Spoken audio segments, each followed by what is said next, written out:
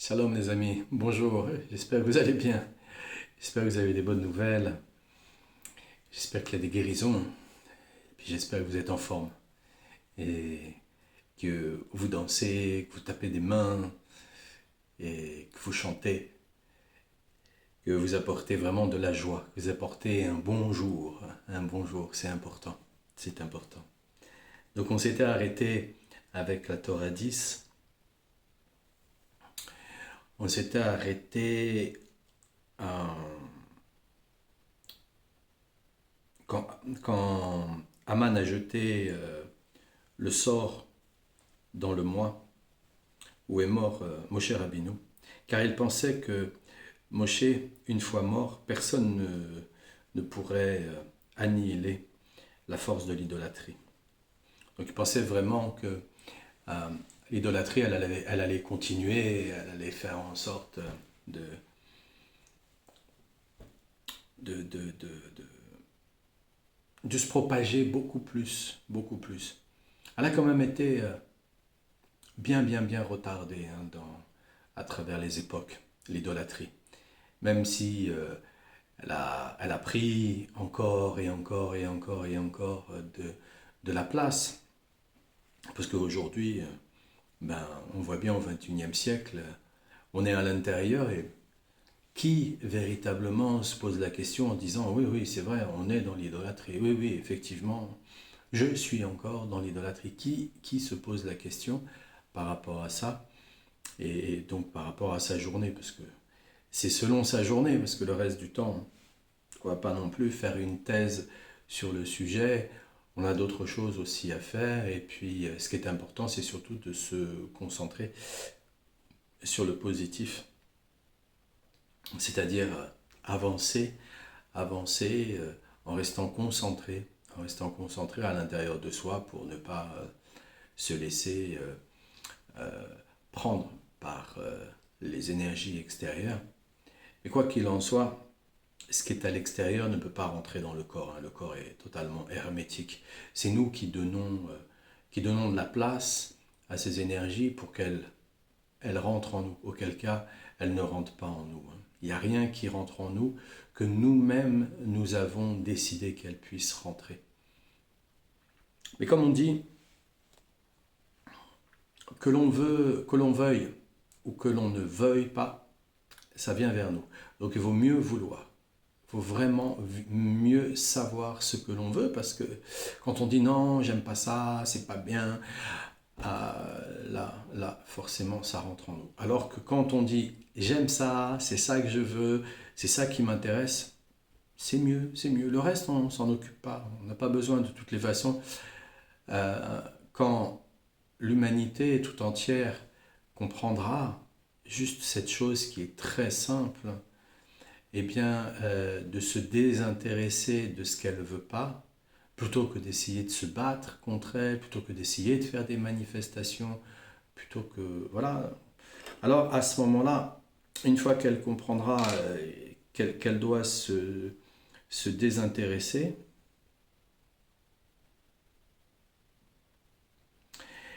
eh bien, ça tombera de lui-même.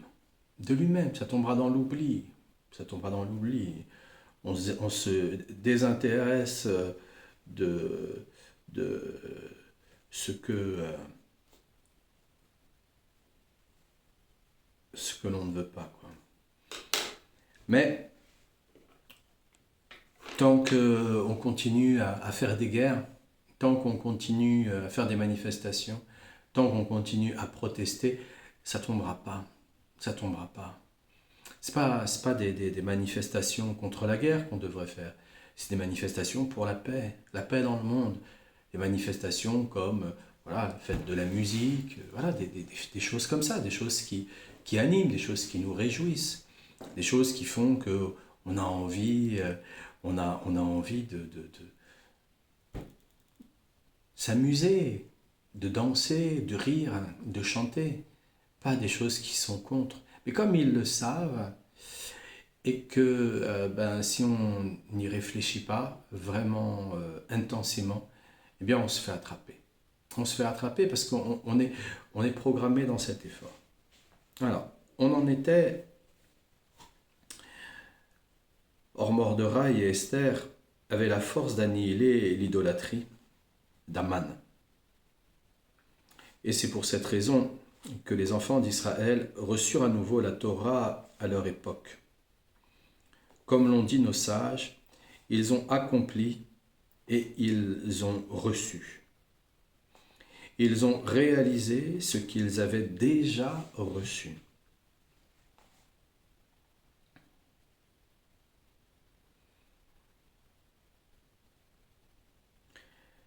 Donc le terme kimo correspond au pied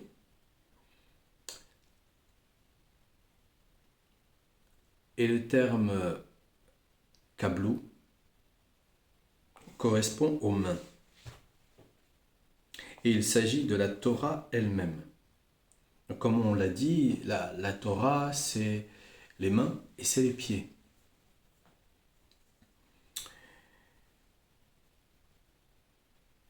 Et cela correspond aussi à Morderaï et à Esther.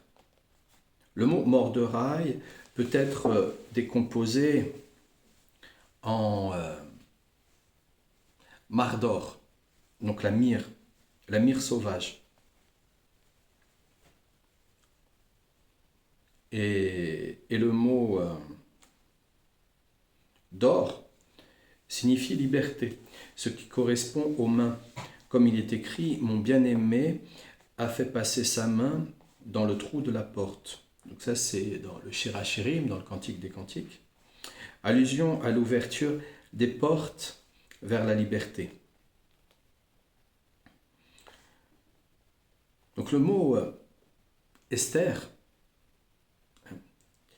qui veut dire caché, correspond aux pieds, puisque nous avons vu que les jambes sont cachées. Donc, il y a la Torah cachée, qui sont les pieds, et il y a la Torah qui n'est pas cachée, qui sont les mains.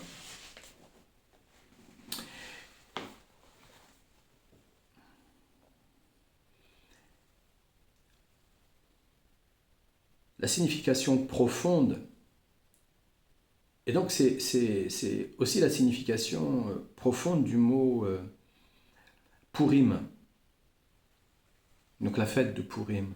Car dans le verset d'Isaïe 63, verset 3, Poré, j'ai foulé, a la même consonance que le mot Purim. Une cuvée de raisin à moi toute seule. Donc j'ai foulé une cuvée de raisin à moi toute seule. Et personne d'entre les peuples n'était avec moi. Allusion au fait qu'Israël est détaché des autres peuples et de leur Dieu. Car c'est grâce à la lumière qui au moment de Purim a émané de Morderaï et d'Esther et qui correspond à celle produite par les mains et les pieds que l'idolâtrie a annihilée et que la foi s'est trouvée grâce à eux renforcée dans le monde.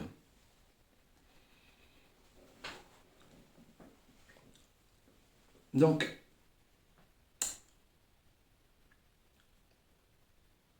on doit comprendre une chose, c'est que le peuple d'Israël, le peuple juif, c'est pas un peuple qui est assimilé à la nature. C'est un peuple qui est assimilé au surnaturel. Il est au-dessus de la nature. Si tous les autres peuples sont assimilés à la nature, le peuple juif, c'est un peuple qui est assimilé au surnaturel. C'est totalement surnaturel. De vivre tel que le peuple juif doit vivre, c'est totalement surnaturel. Et tant que le peuple en lui-même ne vit pas de cette manière surnaturelle, alors il y a des interférences. Il y a totalement des interférences.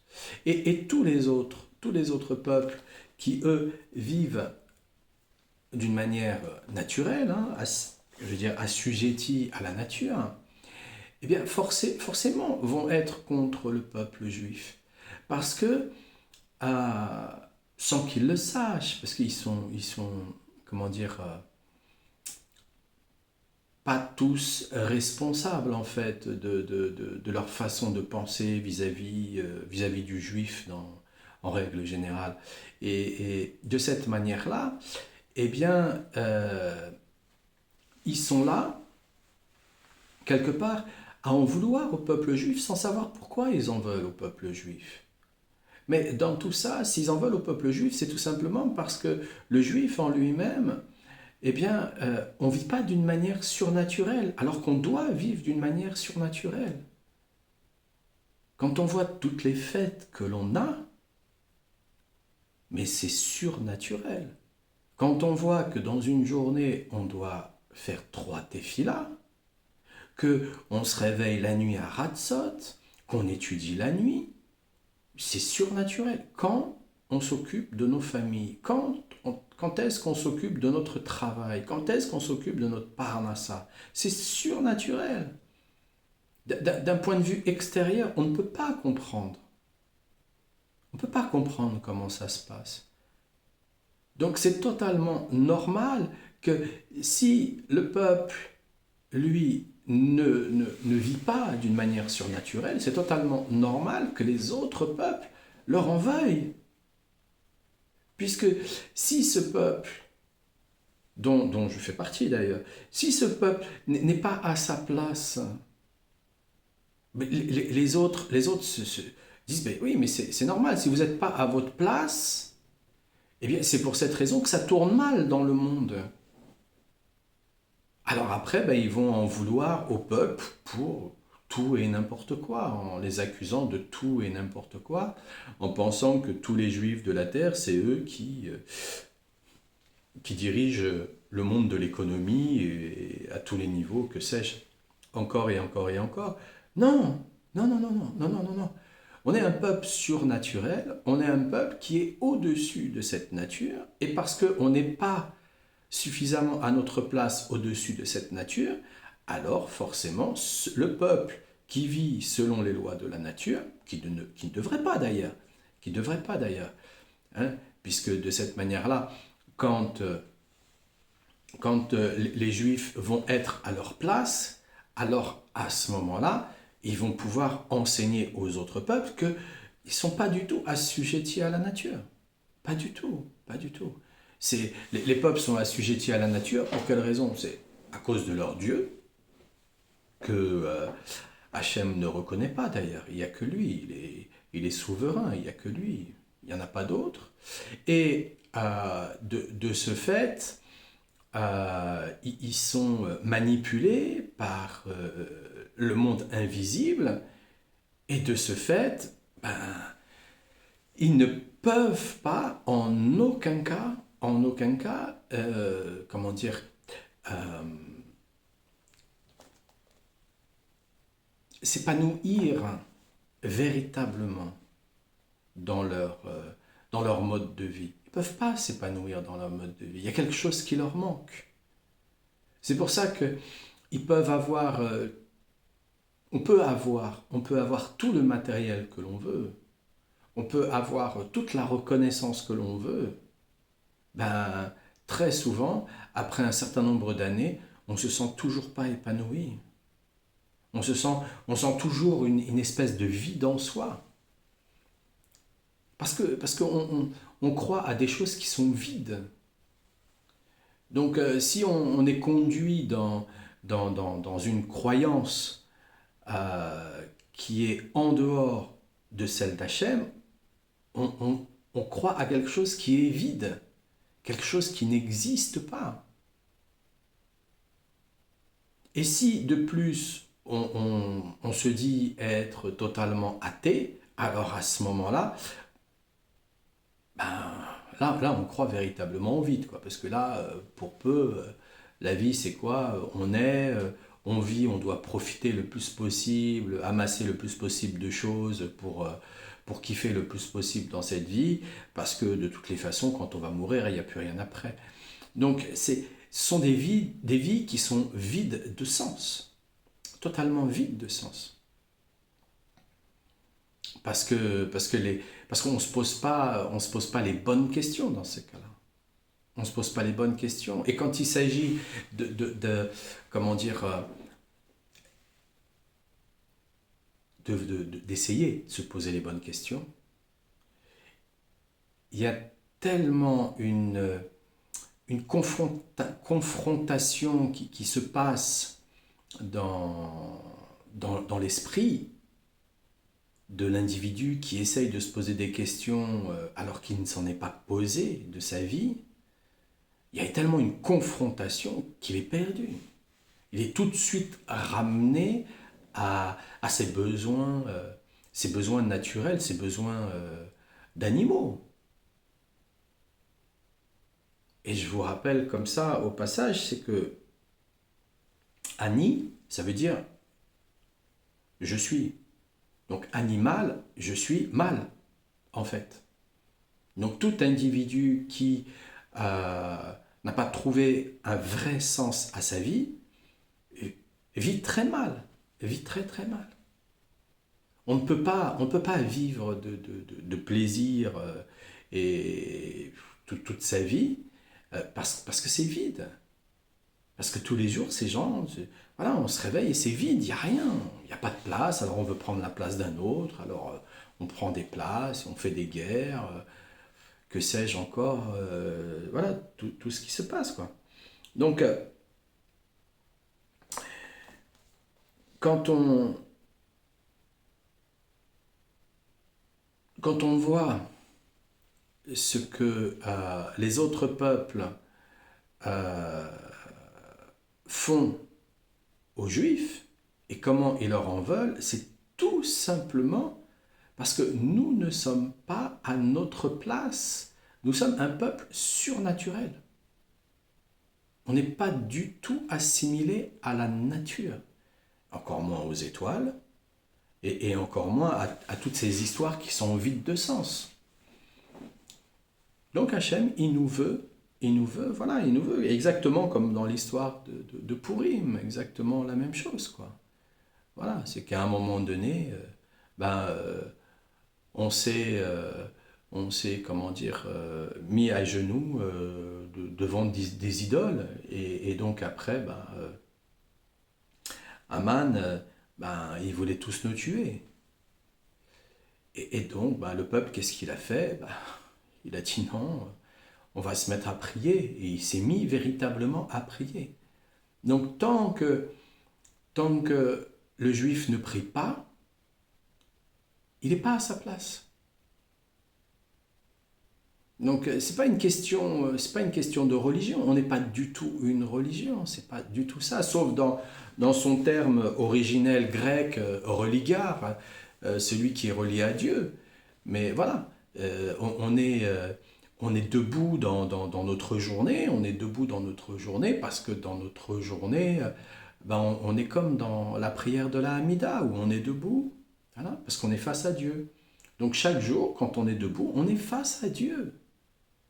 On est face à lui, continuellement. Donc, si on n'est pas en accord avec cela, et si on ne prie pas dans ce sens, forcément, il nous envoie n'importe quel individu, de n'importe quelle nationalité, de n'importe quelle religion, ou même pas du tout, sans aucune religion, qui viendra et qui essayera justement de nous malmener. Nous, on dira, ouais, mais bon, qu'est-ce qui s'est passé, voilà. Non, il n'y a rien de tout ça. C'est tout simplement parce qu'on n'est pas à notre place. Et notre place, c'est de prier. C'est ça notre place. Ça ne veut pas dire qu'on ne va pas travailler, ça ne veut pas dire qu'on ne s'occupe pas de notre famille, ça ne veut pas dire qu'on ne s'amuse pas. Le nombre de fêtes qu'il y a dans le judaïsme, tout ça, c'est, voilà, rien que le Shabbat, déjà, c'est un moment exceptionnel. Pendant que tous les autres peuples travaillaient 7 jours sur 7, pratiquement même 24 heures sur 24, nous, Hachem, il nous donnait un jour chômé. Donc, voilà, c'est ça, être dans le surnaturel. Il nous dit d'ailleurs, il nous dit, vous devez gagner votre pain à la sueur de votre front, mais vous ne devez pas vous tuer à la tâche. Ben, comment on fait dans ces cas-là? Ben, on prie entre-temps, on prie. Et on va se contenter de ce qu'on a. Et tant qu'on n'a pas suffisamment prié, on ne peut pas avoir ce que l'on demande. Donc on doit être très très très insistant. C'est pour ça qu'on dit qu'on est le peuple à la nuque dure. La nuque rigide, pardon. Parce qu'on doit être extrêmement persévérant. Persévérant, on ne lâche pas l'affaire. C'est ça que je veux, c'est comme ça que je veux, c'est rien d'autre que je veux, c'est comme ça, et voilà, et puis c'est tout, voilà, voilà, voilà. Et j'aurai ça de toutes les façons. Donc quand on fonctionne de cette manière-là et qu'on est dans la prière de cette façon-là, les choses, elles arrivent. Elles arrivent. Elles arrivent. Après, c'est juste une question de temps, c'est tout. Mais quand on le fait, on fait ces prières parce qu'on on est joyeux, on aime ça. Ça nous manque de ne pas le faire. Là, on a déjà passé un cap très très grand, très très grand. On en revient à ça avec Purim. Avec Purim, on en revient vraiment à ça, quoi. Alors, j'en étais où?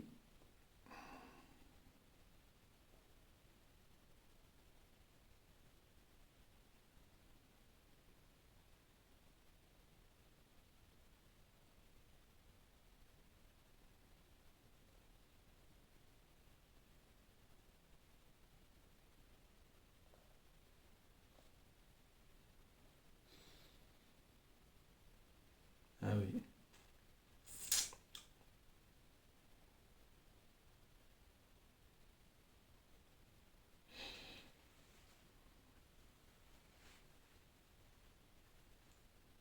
Donc là, il en parle et voilà. Euh,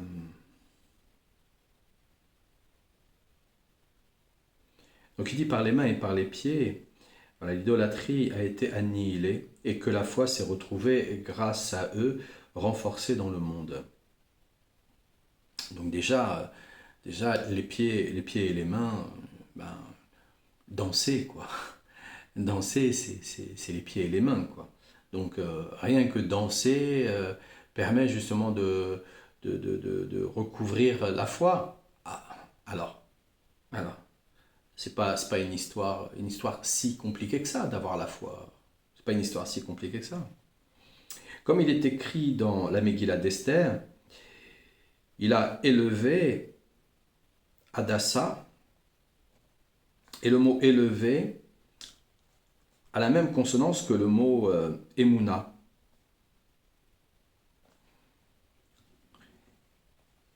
Et de même, il est écrit comme si elle était encore sous son éducation.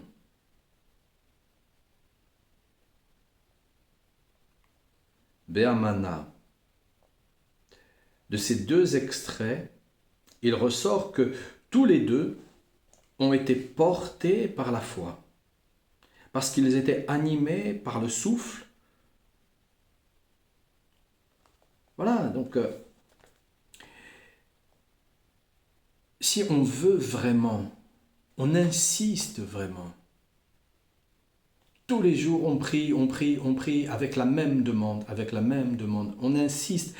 Et parfois, on a cette demande, elle est à l'esprit, mais on la prononce pas.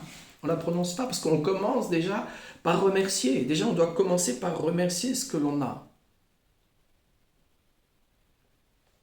Donc, en remerciant déjà ce que l'on a, on se rend compte déjà de ce que Hachem nous a donné. Puisque de toutes les façons, on arrive ici sur la terre. Il y a que, comment dire, le déni qui fait croire à l'individu que c'est grâce à lui qu'il a obtenu ce qu'il a. Parce qu'il a pris l'argent et il a été l'acheter, ou il l'a construit, ou il l'a fabriqué. C'est que le déni, ça. Ça, c'est du déni. C'est du déni. Parce qu'on arrive ici sur la terre, il n'y a rien. Même pas on sait parler, même pas on a un cheveu sur le caillou parfois. Ben, on n'a pas de dents, on ne sait pas marcher. Il n'y a rien. On doit tout apprendre, tout apprendre. Et on croit qu'on a appris des choses à un tel point que plus on va dans l'âge, plus on se retrouve à perdre ses cheveux, à perdre ses dents, à perdre la vue, à perdre la mobilité, le plus tard possible, jusqu'à 148 ans, qu'on puisse être en bonne santé. Mais c'est ce qui nous arrive, c'est ce qui nous arrive. Tout ça pour nous montrer à chaque fois qu'on n'a rien du tout. Ça ne nous appartient pas. Ça ne nous appartient pas. Et en plus là-dessus, il y a les autres là, les gouvernements avec leurs lois qui viennent mettre la main sur le peu de biens que l'individu peut acquérir.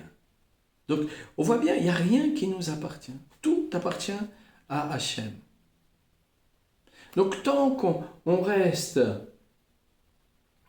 le peuple surnaturel qui va croire que ça lui appartient,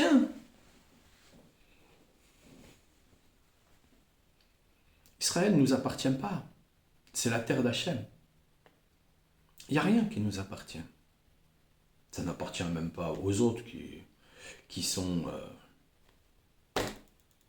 Il y a une manigance quand ça va tomber, grâce à Dieu, quand ça va tomber, le monde va bien comprendre qu'il y a une manigance derrière de géopolitique extrêmement sournoise pour empêcher la Emouna de se propager sur la terre. Demain, grâce à Dieu, la Emouna, aujourd'hui, grâce à Dieu, la Emouna se propage sur la terre. Aujourd'hui, tout leur système s'arrête. Tout leur système s'arrête. Aujourd'hui, on comprend qu'avec la Emouna, on n'a pas besoin d'aller travailler dans des trucs qui ne nous plaisent pas. Parfois, quand on regarde à l'extérieur, dans le monde, où on voit les gens qui vont travailler pour rien dans des endroits mais extrêmement dangereux, ils vont jouer leur vie pour gagner quoi? 1 euro à la fin de la journée. Donc, on voit bien que quand la Emouna, aujourd'hui, elle va se propager dans le monde, Bezrat Hashem, alors à ce moment-là, Baruch Hashem, tout s'arrête. Tout s'arrête. Et c'est pour cette raison que l'enjeu est présent en Israël. C'est pour cette raison que l'enjeu il est présent. Pour retarder la propagation de la Emouna sur l'ensemble du territoire et donc sur l'ensemble du monde. Ça fera comme une vague, un tsunami qui va être le champ nouveau. Le champ nouveau. Alors soit on est la totalité, soit il y a un certain nombre d'individus. Et on est de plus en plus. De plus en plus. Donc, quand on veut participer à quelque chose de grand, à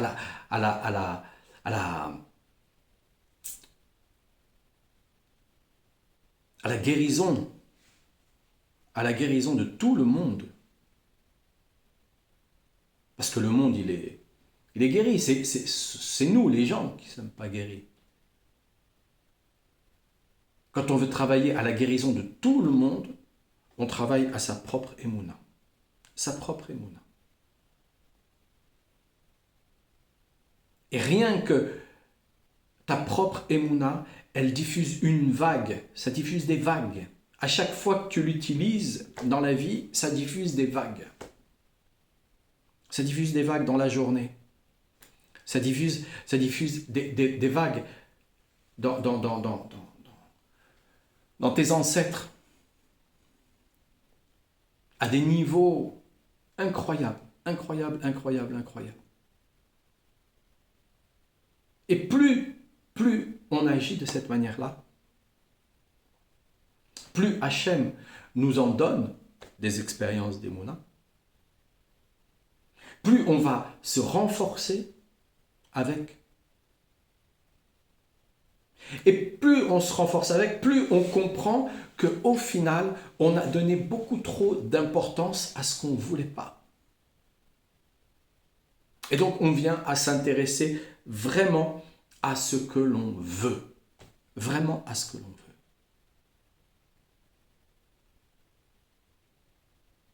Toute la vie, elle change. Toute la vie, elle change. Il n'y a pas un seul moment qui ne peut pas se transformer. On va aller croire à des peurs. On va aller croire à un manque. On va aller croire même à de l'insécurité.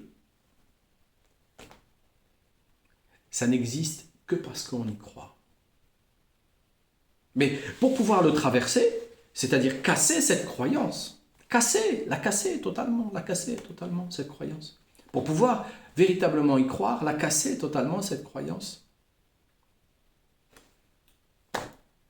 on doit avoir la Emouna. Et pour pouvoir avoir la Emouna, il faut se le prouver à soi-même. Que ce n'est pas juste une parole ou un déguisement extérieur ou je ne sais pas quoi. C'est trop facile. C'est trop facile. Il faut des situations pour qu'on se prouve. Exactement comme il nous a fallu apprendre l'alphabet pour pouvoir lire et écrire. Et ensuite, on était enfant, on disait, ça y est, je sais lire et écrire. Ah bon, bah maintenant, tiens, prends ce livre. Ah oui, j'ai besoin d'entraînement. Ben, c'est ça la Emouna. C'est un entraînement. Un entraînement journalier, quotidien, perpétuel, éternel. Et quand suffisamment les connexions dans le cerveau sont faites et fortes, donc on s'est renforcé, il peut se passer n'importe quoi. On est équanime autant dans la montée que dans la descente. Équanime. Qu'est-ce qui ne se passerait qu'Hachem n'ait pas voulu qu'il se passe? Et tout est totalement différent. C'est ce qui s'est passé à Pourim. Bah, quitte à mourir, mais on va prier avant, puisqu'on est le peuple qui prie. On est le peuple qui est au-dessus de la nature, on prie. Bah, on va prier. Voilà. Quel est le peuple qui a vécu pendant 40 ans avec la manne dans le désert? Qui mangeait, qui n'allait pas aux toilettes, qui avait toujours des vêtements propres, qui trouvait des sources dans le désert? Qui?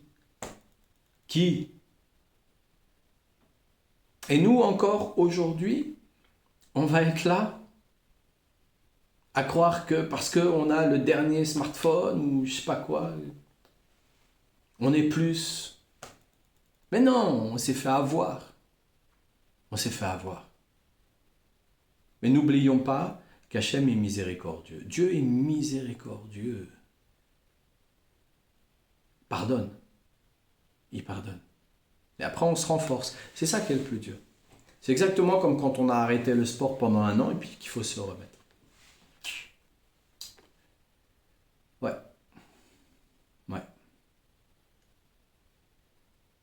Quand il m'a fallu me remettre à me réveiller, donc dormir avant et me réveiller à Ratzot,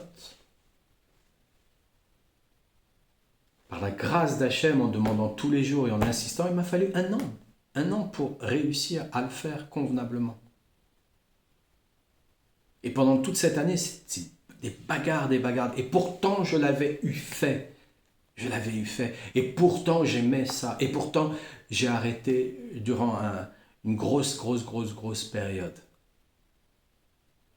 Mais ce serait compliqué là maintenant d'expliquer. Donc,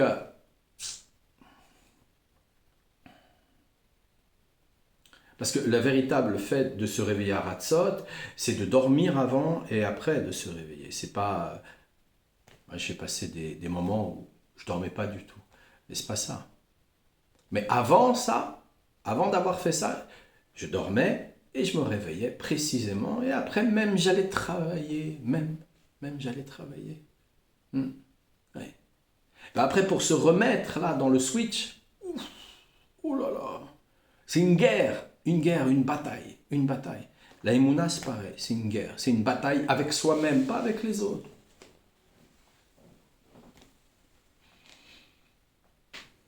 Ça se joue à une fraction de seconde. Il nous enlève le problème à une fraction. On ne l'a même pas vu. On l'a même pas vu. Si Hachem il veut, il nous montre qu'il y aurait pu, mais c'est parti à côté. C'est ça Pourim. C'est ça Pourim. Les amis, je vous souhaite une excellente journée. Remplie de bonnes nouvelles. Remplie de Emouna. Avec des guérisons. Et avec des réussites, qu'Hachem protège vos pas et vous conduit sur le chemin. Et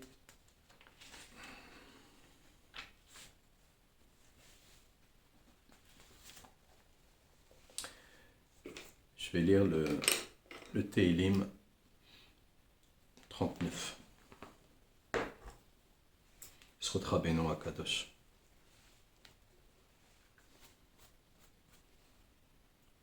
Rabbeinu Nachman, Nachman.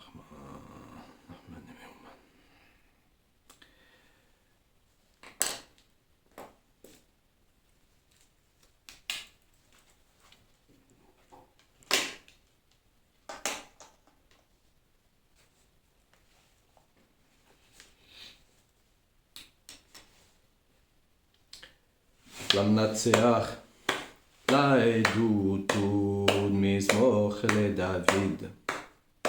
אמרתי אשמך, דרך חיימך טוב, בלשוני אשמך, לפי מחסום בעוד חשע. לנגדי נעלמתי דומיה החשתי מטוב וכאבי נקח חם ליבי בככבי בהגיד גיתי בך אש דיברתי בלשוני, הודיעני אדוני קצי, ומידת ימי מאי, אדעה מחדלני, הנה תפחות נתת וחלדי כעין נגדך, אך כל הבל כל אדם ניצב סלע, אך בצלם יתהלך איש, אך הבל ימיון יצבו ולא ידע מי יוספם, ואתה מקיף איתי אדוני, תאכלתי לחיים מכל פשעי, הצילני חרפת נבל אל תשימני, נעלמתי לא אפתח פי, כי אתה עשית עשך מעלי, נגעך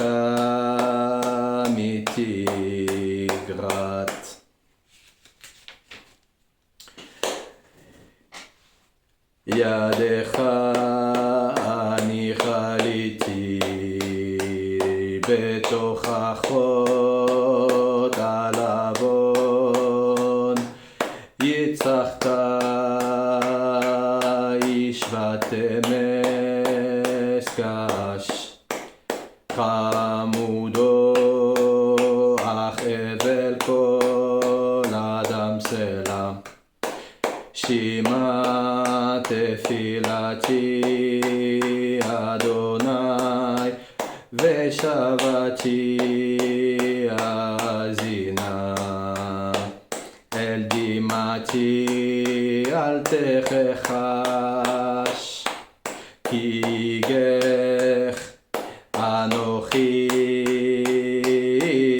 עמך, תושב ככל אבותיי, אשם ממני והליגה בתיכם, אלך והנני. ברוך השם, merci Rabbeinu, Akadosh. Excellente journée les amis, plein de belles choses, bonne journée, au revoir.